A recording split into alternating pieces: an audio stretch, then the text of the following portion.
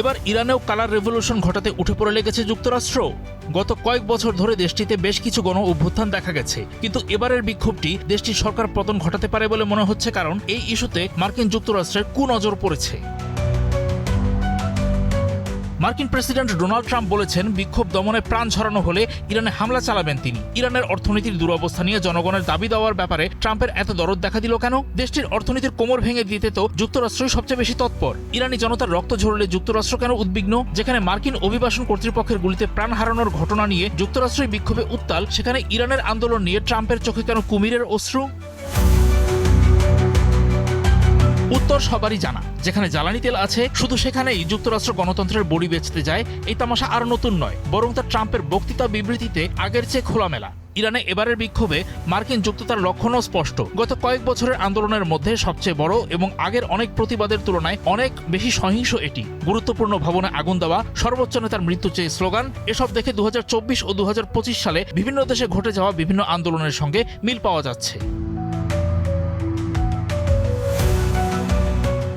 এমন সংকটে ইরানের ছুপা প্রতিপক্ষ যখন মার্কিন যুক্তরাষ্ট্র, তখন প্রশ্ন করা যেতেই পারে, ইরানের পাশে আছে কে? 2024 ও 25 সালের বিভিন্ন কালার রেভলিউশনগুলো বিভিন্ন দেশের সরকারের পতন ঘটিয়েছে। সেই তালিকায় কি এবার ইরানের নামও উঠবে, নাকি মার্কিন পরাশক্তির এমন দখলবাজি ঠেকাতে জড়াবে অন্য পরাশক্তি? ইরান থেকেই কি তাহলে শুরু হবে তৃতীয় বিশ্বযুদ্ধ? এক্সট্রিম মশার কয়েল প্ল্যান্ট ফাইবার দিয়ে তৈরি, ডেঙ্গু, চিকুনগুনিয়া বাহি সহ যে কোনো মশার বিরুদ্ধে দেয় এক্সট্রিম সুরক্ষা।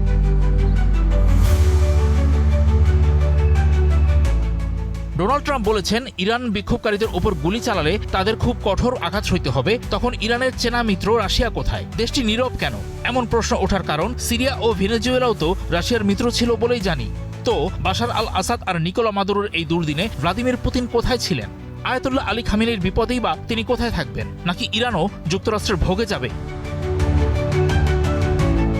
ইরানের প্রাথমিক অস্ত্র সরবরাহকারী হিসেবে পরিচিত রাশিয়া ইউক্রেন সংঘাতে ইরানি ড্রোন ব্যবহার করেছে। এই ইস্যুতে দেশ দুটি সংবাদের শিরোনাম হয়েছে বহুবার। ওই সংঘাত দেশ দুটিকে কাছে এনেছে।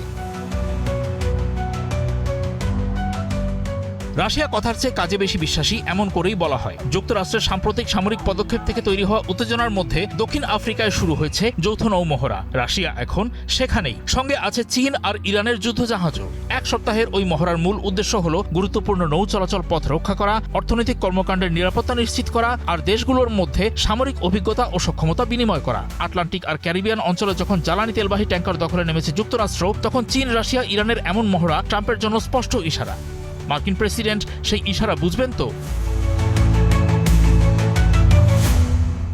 চীন, রাশিয়া, ইরানের সঙ্গে যে এক ঘুমন্ত দৈত্য আছে, তার কথা না বললে সমীকরণ অসম্পূর্ণ রয়ে যাবে।